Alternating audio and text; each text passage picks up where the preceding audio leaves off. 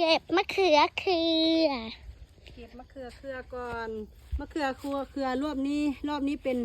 มะยงมะเยงมะย่างเนาะเพราะว่าเราบ่ได้ปลูกอันนั้นหลายนี่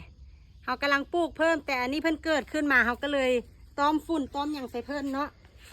อากาศร้อนหลายกระตุยไปนำก็ปานนั้นเพราะว่ามันร้อนแห้งช่วงนี้นะ คนก็จะตุยแล้วนะ คนก็จะตุย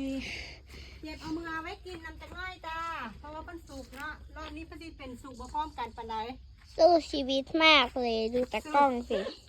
สู้ชีวิตแดดยามเช้า5 กับ 8 โมงแต่ว่าฮักแดดโอ้โหเปรี้ยงป้างเลยเนี่ย อุ้ยผีเสื้อ เดี๋ยวเก็บมือ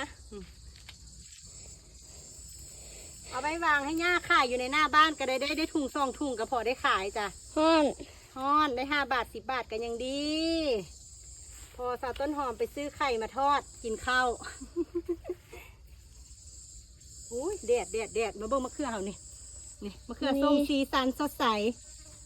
สีสันสวยงาม สีพีช สีพีชอันนั้นมะเขืออันนี้สิเป็นมะเขือส้มอันเนี้ย อ่ะโอเคไหม โอเคแล้วไปเดี๋ยวขอเก็บมะเขือต่อกันเด้อบ๊ายบาย บ๊ายบาย